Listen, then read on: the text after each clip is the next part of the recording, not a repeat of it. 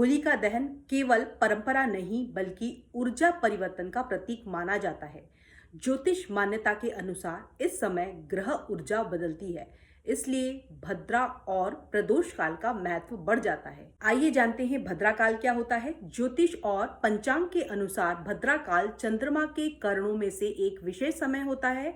इसे शुभ कार्यों के लिए सामान्यतः टालने की सलाह दी जाती है, क्योंकि मान्यता है कि इस समय ऊर्जा अस्थिर होती है, जिससे कि विवाद या बाधा बढ़ सकती है। हमें भद्रा काल में क्या नहीं करना चाहिए, तो विवाह या मांगलिक कार्य इस समय पर वर्जित है। कोई भी नया व्यापार इस समय आप शुरू न करें। शुभ पूजा या अग्नि कार्य आप इस समय न करें। इसीलिए होलिका दहन भी भद्रा समाप्त होने के बाद करना शुभ माना जा रहा है। प्रदोष काल सूर्यास्त के आसपास का लगभग 1.5 से 2 घंटे का समय होता है और ज्योतिष के अनुसार इसे अत्यंत शक्तिशाली और सकारात्मक ऊर्जा वाला समय माना जाता है। यह समय विशेष रूप से भगवान शिव की आराधना से जुड़ा हुआ माना जाता है। अब जानते हैं होलिका दहन 2026 का शुभ मुहूर्त क्या होगा। तो मान्यता है कि होलिका दहन को हमेशा प्रदोष काल में ही किया जाता है, चाहे उस समय पूर्णिमा खत्म होने के करीब ही क्यों ना हो। इसी आधार पर 3 मार्च को शाम 6:24 से रात 8 बजे तक होलिका दहन करना शुभ माना जा रहा है। हालांकि शास्त्र 2 मार्च को भी होलिका दहन की अनुमति देते हैं और भद्रा में भी कुछ स्थितियों में दहन किया जा सकता है, लेकिन तुलना करने पर भद्रा में किया गया होलिका दहन शुभ नहीं माना जाता। तो क्या चंद्र ग्रहण का असर होलिका दहन पर पड़ेगा?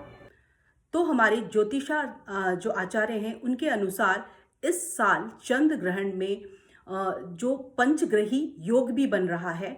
ज्योतिष के अनुसार अगर भद्रा में होलिका दहन किया जाता है तो इसका असर व्यक्ति, समाज और देश पर नकारात्मक हो सकता है। इस बार चंद्र ग्रहण ग्रहस्थोदय स्थिति में रहेगा, यानी कि जब चंद्रमा दिखाई देगा तब तक ग्रहण लगभग खत्म हो चुका होगा। यह ग्रहण केवल पूर्वोत्तर भारत में ही कुछ हिस्सों में आंशिक रूप से दिखाई देगा, इसलिए पूरे भारत में सूतक काल नहीं माना जाएगा। ग्रहण का सूतक तभी माना जाता है जब ग्रहण स्पष्ट रूप से दिखाई दे। तो दोस्तों याद रखें, भद्रा के कारण 2 मार्च को नहीं बल्कि 3 मार्च 2026 के प्रदोष काल में होलिका दहन करना सबसे शुभ माना जा रहा है। इस होली सिर्फ लकड़ियां मत जलाइए, अपने अंदर का क्रोध, ईर्ष्या और डर भी उसी अग्नि में समर्पित कीजिए।